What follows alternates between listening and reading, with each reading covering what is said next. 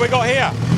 It's a Type 13 Brescia Bugatti Super Sports model. And how have you ended up with it? It's my dad's car.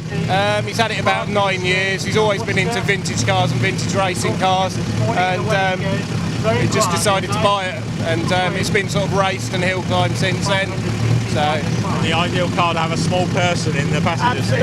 Absolutely. I've got my son in with me at the minute, Tom, but I had my daughter earlier on who's a size smaller, and it is easier to drive with a smaller person in it. Yeah.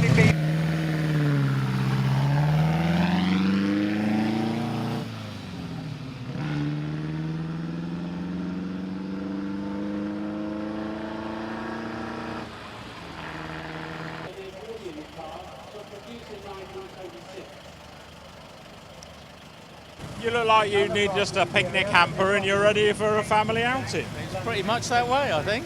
So tell us about this one. 1925 Cubitt, made in Aylesbury. It's the only one on the road in Europe at the moment. So there's only about 6 in the whole world around. Supposedly, so we have seen one in America that we know's working. So I'd like to say it's the only one, but I can't. So we need a bit of help here. How are you doing? Is there a problem? There's no fan, so it'll overheat. So we'll have to start at the last minute. There's an Austin 7 Brooklands Racer. It's a replica of the first Austin racer they ever made. Good fun, and I went up this morning. And you survived it? The brakes are a bit heavy. Have a quick chat with you while we've got a bit of a red flag up there. Oh, right, so somebody's taking a while, or they've broken down. So what have you got here? This is a 1925 Model T Ford, which I imported from the United States about 7 years ago now. It's been fully restored. It was in quite a poor condition when I got it over here. So all the body panels have been resprayed, the engine's been renewed. It's 1926 Bentley 3.5. Car was restored about 10 years ago. It's probably done about 7,000 miles since restoration. It's winner of the old BDC Masterclass concours this year. I've probably been to the Cop Hill since the first one in 2008, I think it was. How did it do then, do you know? Well, we made the hill every year, so we ain't doing too bad. We haven't rolled backwards anyway.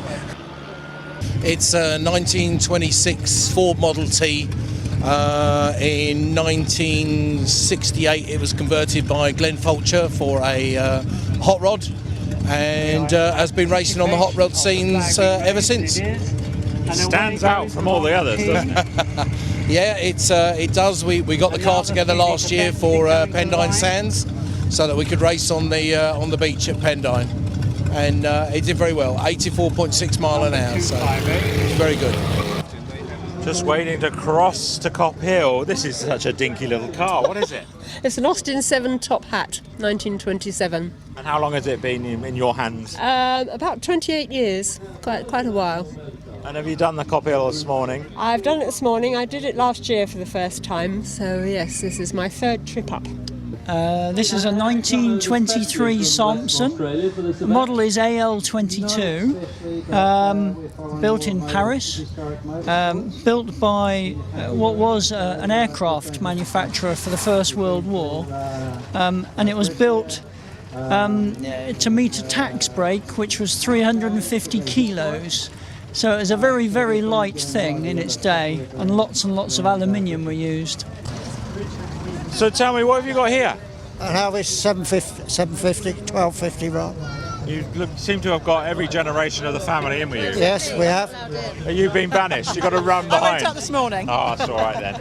So how long's it been in the big family then? This one actually doesn't belong to me, it belongs to the Fraser family. And as far as I know, they've had it at least 40 years. Because I've been borrowing it occasionally for 40 years. You look like you're having far too much fun, gentlemen. We are. We do every year. You love Cop Hill, do you? Yes. And what have you come in today? Oh, you're squeezed in. I don't know. You need a spanner to get you out. We'd get a dog in here as well.